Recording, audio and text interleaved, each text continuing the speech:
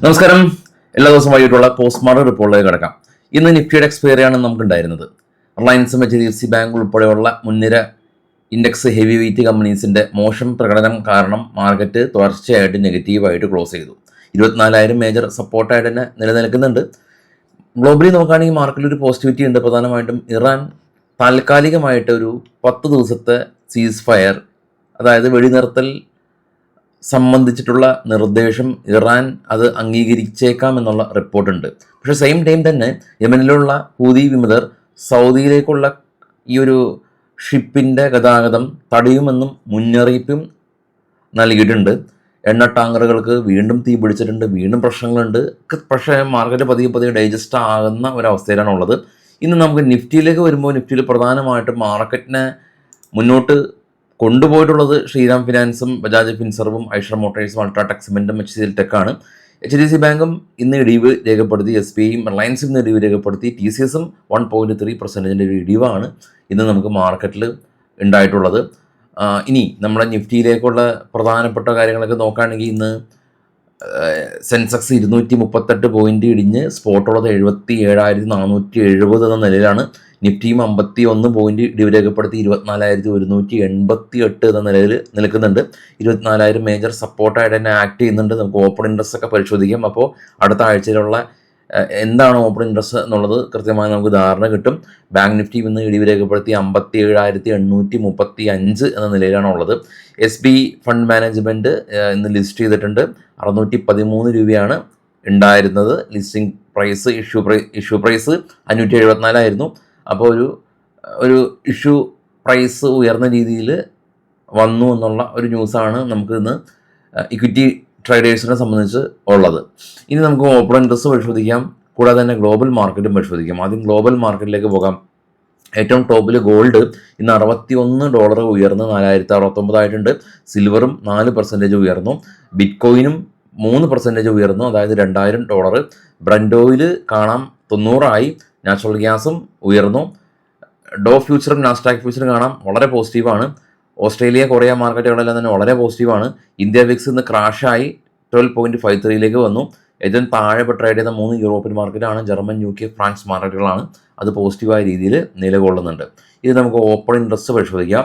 അതിനു മുമ്പ് നമ്മളുടെ കൊച്ചി, കോഴിക്കോട് ഓഫീസിൽ ഈ വീക്കെൻഡ് ക്ലാസ് ഉണ്ട്. വരാൻ പറ്റാത്ത ആളുകൾക്ക് ലോകത്തിലെ ഏത് കോണിൽ ഇത് വേണമെങ്കിലും പഠിക്കാം. ഏറ്റവും കുറഞ്ഞ ഫീസിൽ പഠിക്കാം. ഈ കാണുന്ന വാട്സപ്പ് നമ്പറിൽ നിങ്ങൾക്ക് മെസ്സേജ് ചെയ്യാം. കോഴ്സ് നിങ്ങൾക്ക് ചൂസ് ചെയ്യാം. ഫോറക്സും ക്രിപ്റ്റോയും ഇക്വിറ്റിയും ഓപ്ഷനും കമ്മോഡിറ്റിയും എല്ലാ കോഴ്സുകളും നമ്മൾ പ്രൊവൈഡ് ചെയ്യുന്നുണ്ട്. ഇനി നമുക്ക് നേരെ ഓപ്പൺ ഇൻട്രസ്റ്റ് പരിശോധിക്കാം. ഓപ്പൺ ഇൻട്രസ്റ്റിൽ ആദ്യം ഉള്ളത് ഇപ്പം നെക്സ്റ്റ് എക്സ്പയറിയാണ്. 24,200 സ്പോട്ട് സ്റ്റാർഡിൽ ആളുകൾ ഫോം ചെയ്തിട്ടുണ്ട്. PCR 0.96 നിലയിലാണ്. 24,000 മേജർ സപ്പോർട്ടായിട്ടുള്ളത്. 24,500 റെസിസ്റ്റൻസ് സോണായിട്ട് അസോഫ്നം ഉള്ളത്. ഇനി കുറച്ച് സ്റ്റോക്കുകളുടെ വാർത്തകളിലേക്ക് പോകാം. ഇത് ബൈസൽ റെക്കമെൻഡേഷൻ അല്ല. ഡേറ്റ പാറ്റേഷൻ കമ്പനി, ഇവർക്ക് 1,300 കോടി രൂപയുടെ ഒരു പ്രൊജക്റ്റ് ഹിന്ദുസ്ഥാൻ എയറോട്ടിക് ലിമിറ്റഡിൻ്റെ ഭാഗത്ത് നിന്ന് ലഭിച്ചു എന്നുള്ള ന്യൂസ് ഉണ്ട്. PTM കമ്പനി ഇവരുടെ ഈ ഒരു ബോണസ് ഷെയർ ഇഷ്യൂ ചെയ്യുന്ന ഒരു ന്യൂസിൽ നിന്നും അല്ലെങ്കിൽ തീരുമാനത്തിൽ നിന്നും കമ്പനി മാനേജ്മെൻറ്റ് വിട്ടുനിന്നു. അതുകൊണ്ട് തന്നെ സ്റ്റോക്ക് നിന്ന് ചെറിയൊരു ഫോൾ രേഖപ്പെടുത്തി. Adani total gas net profit 14.2% decline ആയിട്ടുണ്ട് നെറ്റ് പ്രോഫിറ്റ്. എന്നാൽ റവന്യൂ ഉയർന്നിട്ടുണ്ട് 27%. ബ്രിഗേഡ് എൻ്റർപ്രൈസസ് കമ്പനി ഇവർ 300 കോടി രൂപയുടെ ഒരു റെസിഡൻഷ്യൽ പ്രൊജക്റ്റ് മൈസൂർ ചെയ്യാൻ ധാരണയായി. Adani energy solution company net profit almost double ആയിട്ടുണ്ട്. M&M finance company net profit 73% ഉയർന്ന് 977 കോടി രൂപ കരസ്ഥമാക്കിയിട്ടുണ്ട്. ഇനി അടുത്തത് സെൻ ടെക്നോളജിയാണ്. ഡിഫൻസിൽ മിനിസ്ട്രിയിൽ നിന്ന് അവർക്ക് 177 കോടി രൂപയുടെ ഓർഡർ കിട്ടി. ഡെൻമാർക്ക് ഫാർമ ഇവർക്ക് പുതിയ മെഡിസിന് US ഡ്രഗ് കൺട്രോൾ അതോറിറ്റിയുടെ അംഗീകാരം ലഭിച്ചു. TVS ഹോൾഡിംഗ് ഇവർ നെറ്റ് പ്രോഫിറ്റ് 340 നിന്ന് 610 ഉയർന്നു. ഹിറ്റ്മ ഇന്ത്യ കമ്പനി നെറ്റ് പ്രോഫിറ്റ് അവർ 24 നിന്ന് 43 കോടി രൂപയിലേക്ക് ഉയർന്നു. TVS മോട്ടേഴ്സ് കമ്പനി ഇവർക്ക് 180 കോടി രൂപയുടെ ഓർഡർ, TVS മോട്ടേഴ്സ് അല്ല സോറി സെൻ ടെക് കമ്പനി ഇവർക്ക് 180 കോടി രൂപയുടെ ഓർഡർ സെൻ ടെക്കിന് കിട്ടി.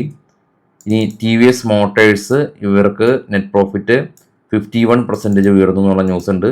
Aditya Birla sun life company ഇവരെ സംബന്ധിച്ച് നെറ്റ് പ്രോഫിറ്റ് 12% ഉയർന്ന് 309 കോടി രൂപ കരസ്ഥമാക്കി.